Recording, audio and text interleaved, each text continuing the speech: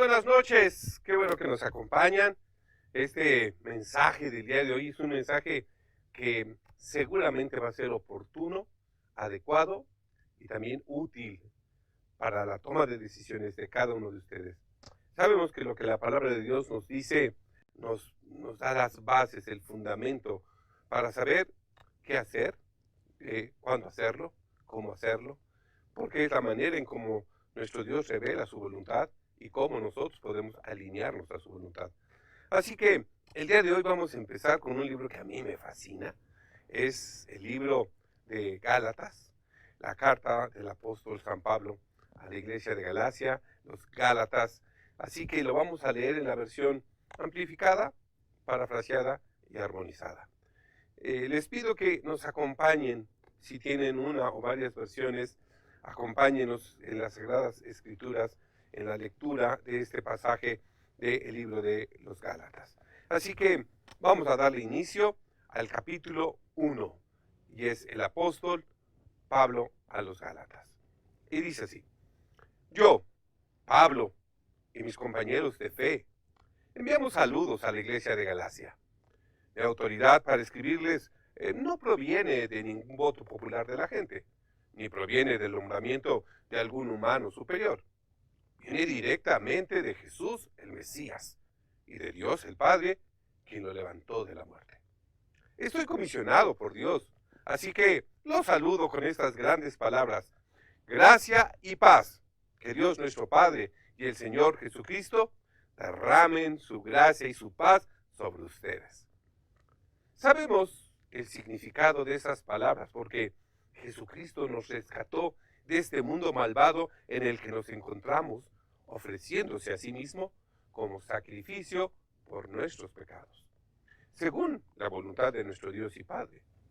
El plan de Dios es que todos experimentemos ese rescate. Gloria a Dios por siempre. Sí, gloria a Dios para siempre. Amén. No puedo creer su inconstancia. Realmente estoy muy sorprendido de que ustedes se hayan alejado tan pronto de Dios. ¿Con qué facilidad se han convertido en traidores al que los llamó por la gracia y bondad de Cristo, abrazando un mensaje distinto al de su evangelio? No es una variación menor. La que les presentaron, como ya saben, es completamente otro, un mensaje extraño, un antimensaje, una mentira sobre Dios. La realidad es que no hay otro evangelio. Lo que pasa es que hay algunos que perturban a ustedes y que quieren trastornar el evangelio de Cristo. Aquellos que provocan esta agitación entre ustedes están transgrediendo el mensaje de Cristo. Pero si alguien les anuncia un evangelio distinto al que ya les hemos anunciado, que caiga sobre él la maldición de Dios. Permítanme ser franco. Si uno de nosotros, incluso si fuera un ángel venido del cielo, quien predica algo diferente a lo que predicamos originalmente, que lo maldiga Dios. Ya le dije, antes y ahora lo repito. Si alguien, independientemente de su reputación o credenciales, predica algo diferente a lo que recibió originalmente, que caiga sobre él la maldición de Dios. ¿Creen que hablo esto fuertemente para manipular a las multitudes? ¿O ganar el favor de Dios? ¿O recibir aplausos populares? Si mi objetivo fuera la popularidad, no tendría el respaldo de Cristo. Yo no busco la aprobación de los hombres, sino la aprobación de Dios. No busco quedar bien con los hombres. Si yo quisiera quedar bien con los hombres, ya no sería un siervo de Cristo. Sepan ustedes esto, hermanos. Soy muy enfático aquí. Este gran mensaje que les entregué no surge de un mero optimismo humano, ni es de invención humana. No lo recibí a través de las tradiciones y no me lo enseñaron en alguna escuela. No lo recibí ni lo aprendí de hombre alguno. Lo entendí directamente de Dios y Jesucristo mismo me lo hizo conocer. Estoy seguro de que han escuchado la historia de mi vida anterior y cuál era mi conducta en el judaísmo, cuando vivía al estilo judío. Habrán oído decir cómo perseguí con violencia a la iglesia de Dios y procuré destruirla. y me esforcé tanto por destruirla sistemáticamente. Estaba tan entusiasmado con las tradiciones de mis antepasados del judaísmo que yo dejaba atrás a muchos de mis paisanos con mi misma edad, porque para mucho era mucho más estricto en mantener las tradiciones de mis antepasados. Incluso entonces, Dios tenía designios sobre mí, porque cuando aún estaba en el útero de mi madre, Él me eligió y me llamó por pura generosidad. Ahora, Él ha intervenido y me ha revelado a su Hijo para que yo pueda anunciar su evangelio entre los que no son judíos. Y no fui entonces a consultar con ningún ser humano. Inmediatamente después de mi llamado, sin consultar a nadie a mi alrededor y sin ir a Jerusalén para hablar con los que eran apóstoles mucho antes que yo, por el contrario, me dirigí sin tardar a la región de Arabia y luego volví a Damasco. 3 años después, fui a Jerusalén para conocer a Pedro, con quien estuve 15 días. Pero qué días fueron. Pero no vi a ningún otro de los apóstoles, aunque sí a Santiago, el hermano del Señor. Les aseguro delante de Dios que lo que les estoy escribiendo es la verdad. Entonces, comencé mi ministerio en las regiones de Siria y Cilicia. Después de todo ese tiempo y actividad, los hermanos de las iglesias de Cristo que están en Judea no me conocían personalmente. Todavía era un desconocido para todos ellos. Solamente oían decir, ese hombre que antes nos perseguía anda ahora predicando el mensaje del Evangelio que en otro tiempo quería destruir.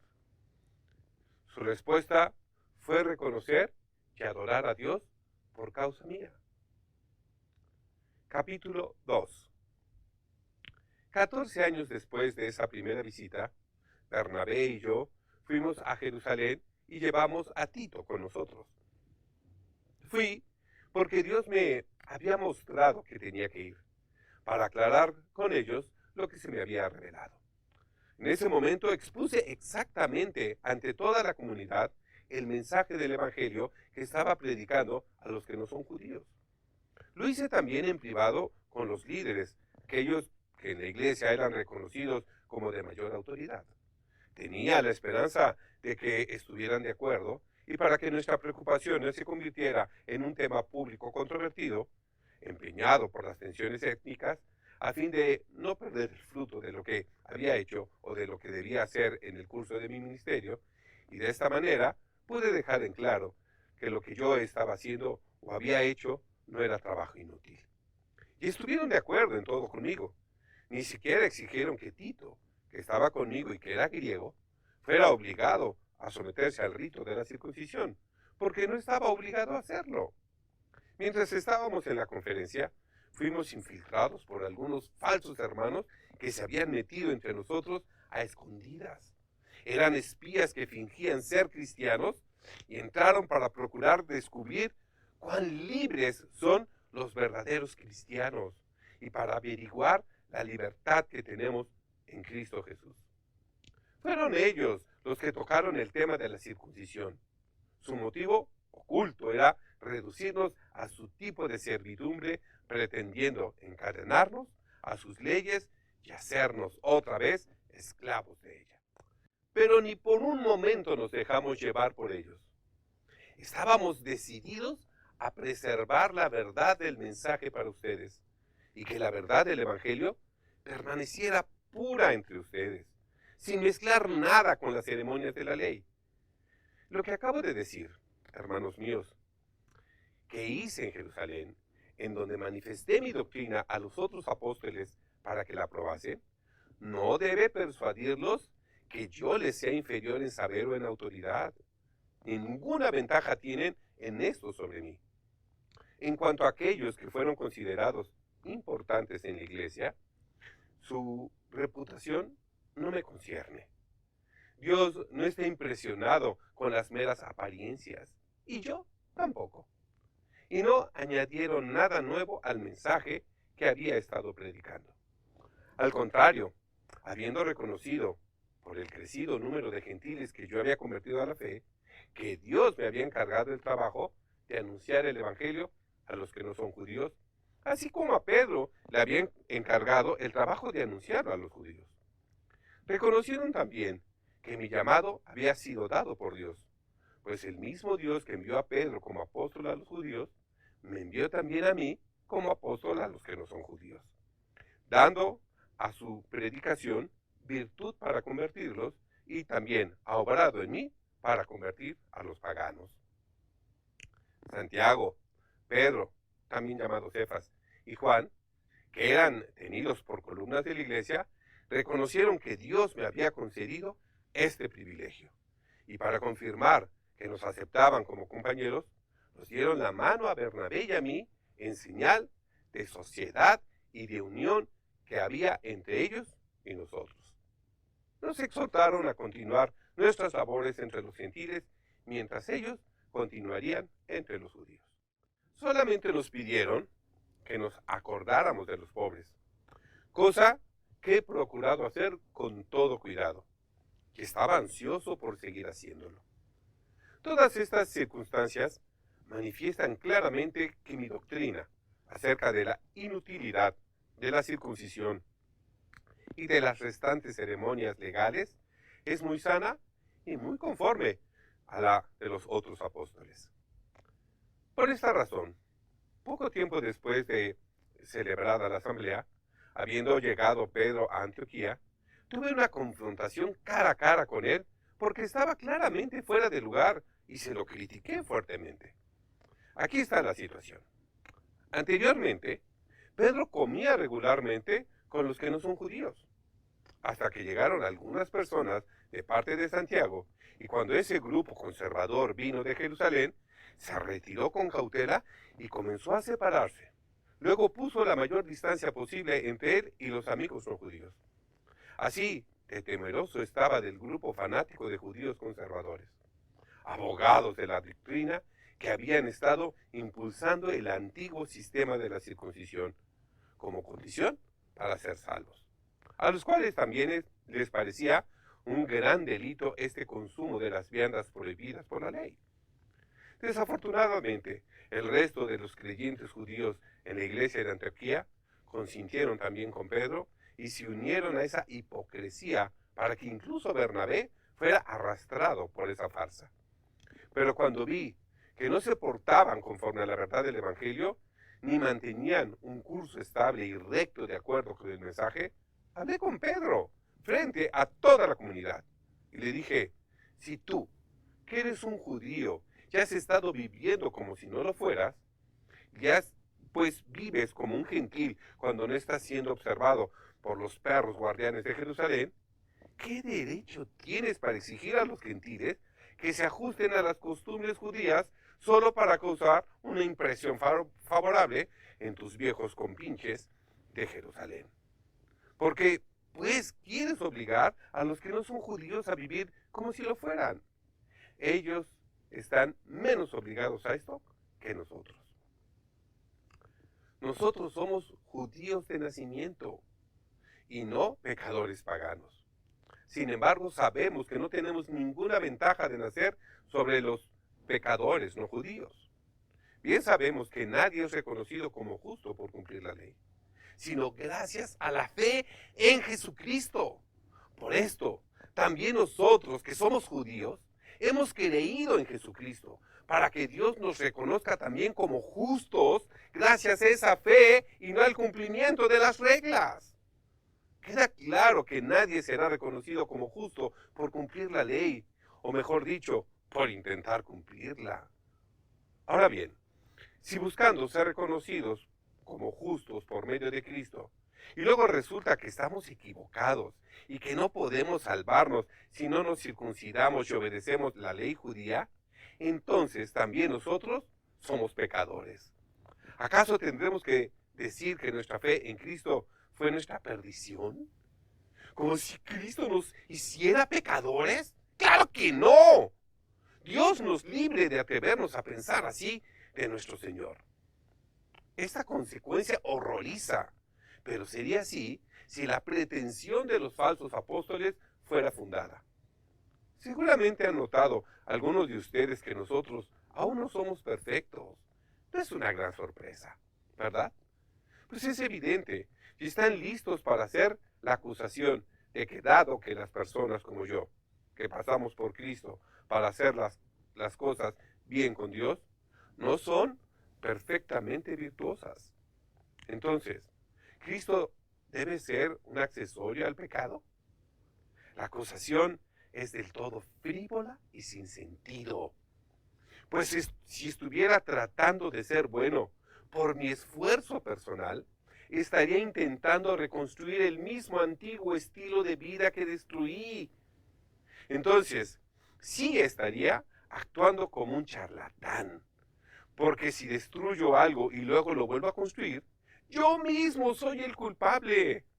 Más bien pecaría si me pongo a enseñar que uno se salva por guardar la ley judía, después de haber combatido tal doctrina. Lo que realmente sucedió es esto.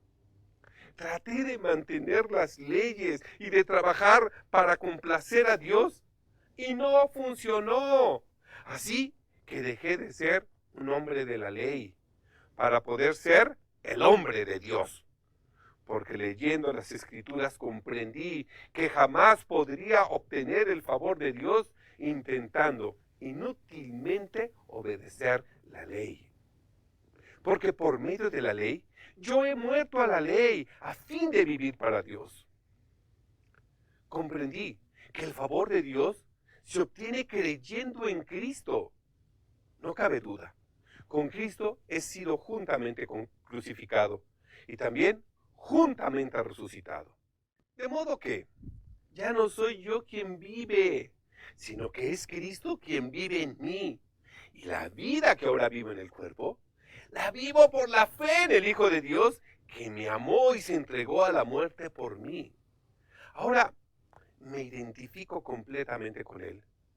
Ya no es importante que parezca justo ante ustedes o que tenga su buena opinión. Y ya no me siento impulsado a impresionar a Dios. Cristo vive en mí. Y eso es lo importante. La vida que me ven viviendo no es mía, sino que vivo por la fe en el Hijo de Dios, que me amó y se entregó voluntariamente por mí. Amados hermanos, no voy a volver a lo mismo que era. No quiero rechazar la bondad de Dios, ni soy de los que restan importancia a la muerte de Cristo. Me niego a hacer esto, a repudiar la gracia de Dios. Si una relación de vida con Dios pudiera venir mediante el cumplimiento de las reglas, entonces Cristo murió innecesariamente. Pues si se obtuviera la justicia por medio de la ley, entonces, ¿para qué murió Cristo? Pues bien, hemos tenido la oportunidad de dar lectura a estos 2 capítulos del libro de Gálatas. Seguramente van a encontrar este libro un libro fascinante. En lo personal a mí me fascina la elocuencia y también lo franco que escribe el apóstol San Pablo. Me fascina que puede decir las cosas tan claramente y nos hace reflexionar sobre la importancia de reconocer que nosotros somos hijos de Dios y que vivimos por nuestra fe en Cristo Jesús. Así que este mensaje, escúchelo una y varias veces mientras van manejando. Pongan este mensaje, grábenlo y seguramente cuando ustedes lean también las Escrituras en la versión que a ustedes les agrada, van a encontrar entonces cómo se enriquece la palabra de Dios. Bien, no me resta más que agradecer su compañía, reconociendo que es el Señor quien hace posible que podamos encontrarnos por este medio. Demos a Él la gloria, la honra y la alabanza por siempre y para siempre. En Cristo Jesús, Señor nuestro. Amén y amén. No se les olvide, esto se los dejo de tarea.